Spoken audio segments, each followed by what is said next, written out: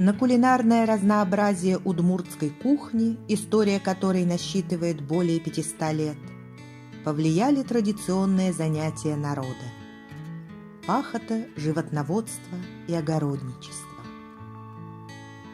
Из овощей выращивали репу, капусту, свеклу, морковь, брюкву, хрен, лук, чеснок, картофель. Овощи ели в сыром, вареном, печеном, тушеном виде. Из них готовили пюре, кисели, начинки для пирогов, пельменей и пресных ватрушек. Ими заправляли супы. Что касается животноводства, то жители занимались выращиванием коров, овец, лошадей и свиней, домашних птиц. Поэтому на столах присутствовало мясо.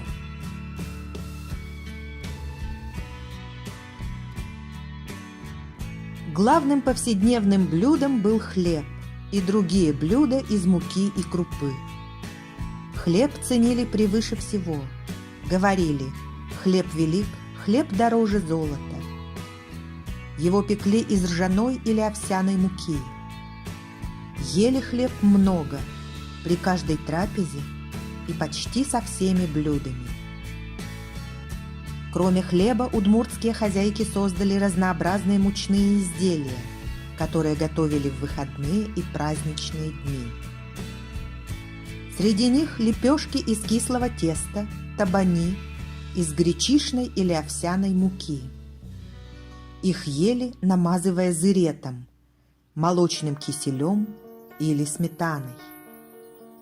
Интересно это блюдо тем, что напоминает блины, однако несколько раздутые. Традиционно табани выпекаются на сковороде в русской печи. Тесто для них должно настояться в течение 4-5 часов.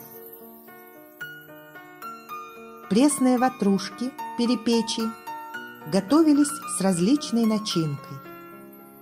Многообразие начинок говорит о древности блюда. Их делают из мяса, рыбы, овощей, грибов. Распространены пироги и пирожки из кислого и пресного теста с различной, как и перепечи, начинкой.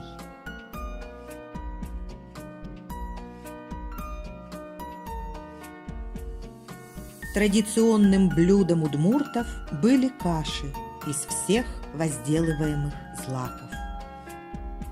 Обрядовую кашу в Троицу готовили, смешивая все виды круп, чтобы злаки дали хороший урожай.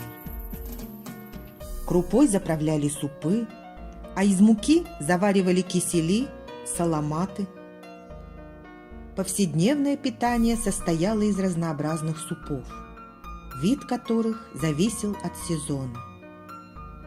Зимой варили щи с мясом, грибной суп, гороховый суп с кусочками кислого теста, суп с лапшой. Весной готовили супы с зеленью, чередуя крапиву, сныть, борщевик, щавель, пестики полевого хвоща. В любой суп клали картофель и крупу. Любимым весенним и летним кушаньем были различные окрошки. На квасе с хреном или редькой и картофелем, на пахте с зеленым луком. Окрошка на капустном рассоле с мелко нарубленной капустой, луком, печенью или мясом считалась хорошим угощением и на праздничном столе. Блюда из яиц считались символом достатка и плодородия. Для гостей готовили яйца, сваренные вкрутую, очищенные и залитые топленым маслом. Блюда из яиц типа омлета с добавлением мелко нарубленной свежей капусты и шкварок.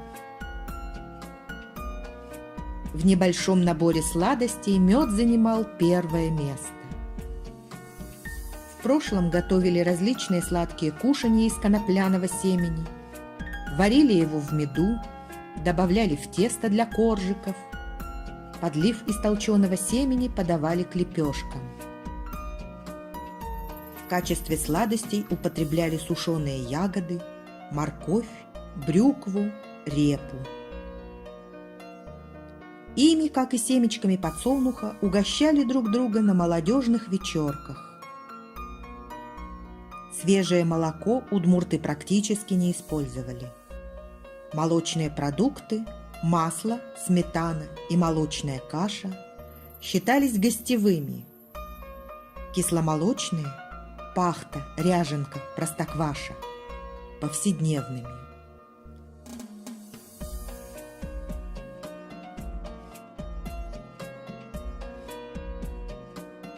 Традиционным напитком у народов Удмуртии является квас.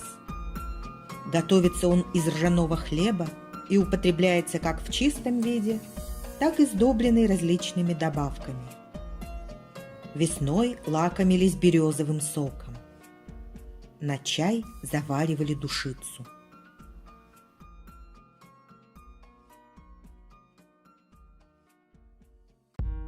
Самое распространенное удмуртское блюдо – пельмени. Наиболее вкусными считаются пельмени с фаршем из смеси свинины, говядины и баранины. В фарш кладется много лука, добавляется перец. Тесто делают из пшеничной муки. В центральных районах Удмуртии большой популярностью пользуются пельмени с растительной начинкой. Чаще всего из капусты, редьки. Изредка используют щавель, борщевик, крапиву. В республике сложилась культура приготовления пельменей.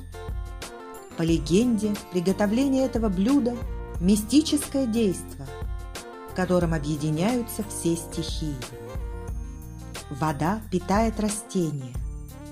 На ней же готовят тесто и кидают в нее готовый продукт, чтобы сварить. Земля кормит все живое, в том числе и колосья, из которых делают пельменное тесто. Огонь – то, что объединяет семью и людей и дает им возможность ощутить тепло в ненастные времена. Воздух – дух природы и символ легкости. А правильно приготовленные пельмени придают человеку легкость и силу духа.